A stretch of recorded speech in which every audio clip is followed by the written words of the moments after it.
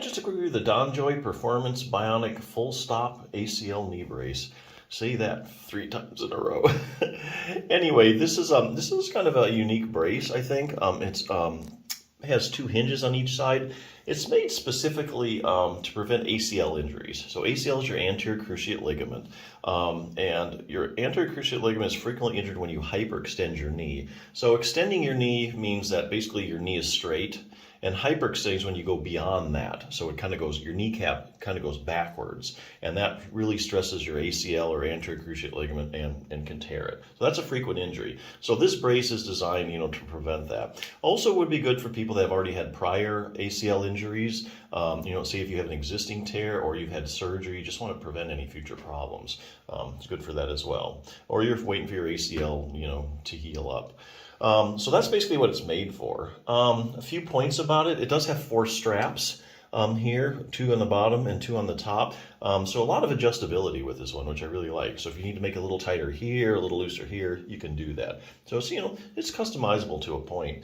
Other thing to know, this is hand wash only, kind of a no-brainer, but just, you need to know that. Because if you wear this a lot, especially when you're active, it's going to get sweaty eventually and it's going to start smelling. So then you're going to have to do something about washing it. So can't throw it in the washing machine, unfortunately. So basically it's pretty much kind of hand wash only.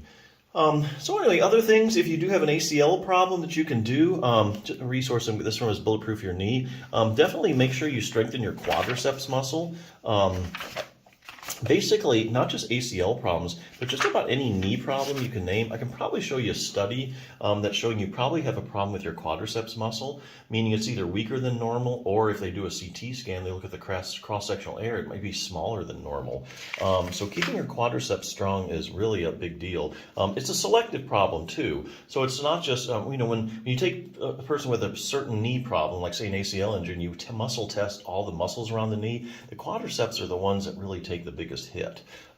So going over a few problems, knee swelling in the quadriceps, even if you have as little as 20 milliliters of fluid in your knee, which is just over a tablespoon, it's enough to decrease the strength of your quadriceps muscle. So say you do have an ACL tear, you get some swelling in there, you have chronic swelling, that's going to really make your take a hit off the strength of your quadriceps muscle.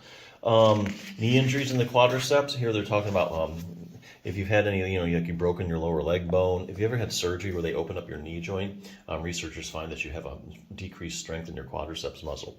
So ligament problems, we talked about this, anterior cruciate ligament. Here's something. One study looked at people who had completely ruptured their ACL and were scheduled for surgical reconstruction. Research found the strength of their quadriceps muscle in the injured leg was decreased by 25 to 30%.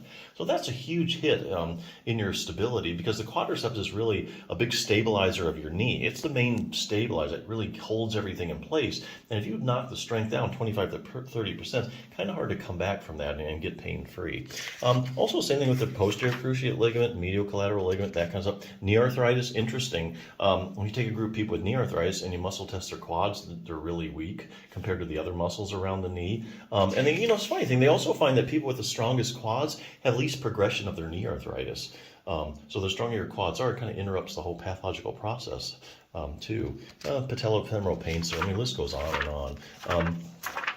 Other things you can do, fine-tune control over your knee. Here they're talking mainly about the hip. Sometimes if you have a knee problem, it's not because of anything going on in the knee, it's because you might have a problem up at the hip. Classic cases like iliotibial band syndrome.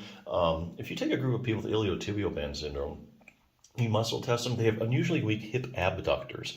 And that's a muscle that keeps your pelvis level every time you take a step, brings your leg out to the side. Likewise, here again, randomized controlled trials, if you take a group of people with iliotibial band syndrome and you strengthen their hip abductors, iliotibial band syndrome starts to go away. So isn't that interesting? Knee flexibility, we all know you need to have a flexible knee. It needs to bend and straighten. What a lot of people don't know is that your knee also rotates. So about the last 10 to 15 degrees of extension, that's you straightening your leg, it actually rotates laterally or out to the side. And here's a little test to see if you have that motion. It's the accessory motion that you really need to have a fully functioning knee. So we get to do that test and see where you're at. Increased dynamic knee stability. Here they're talking about proprioception. So proprioception is your position sense. So if I suddenly turned off the lights, you'd probably be able to tell me whether your knee is bent or straight. That's because you have joint receptors and receptors in the muscles around the knee that give your brain constant feedback as to where your knee is in space. and gives you that position sense. What they find is that a lot of people with knee problems, researchers are getting around testing proprioception, and they find it's decreased. And it's not like you don't know where your knee is anymore, because that would be like a neurological kind of disorder. But they find that it's just not what it should be, so that impacts like your reaction times of your knee and stabilizing your knee. So lots of other stuff you can do. But hey, putting on a brace, if you need to prevent a problem, ACL problem, this is a good brace. If you just have generalized knee pain, and you're looking for some solid stability, this is a good brace. So check it out.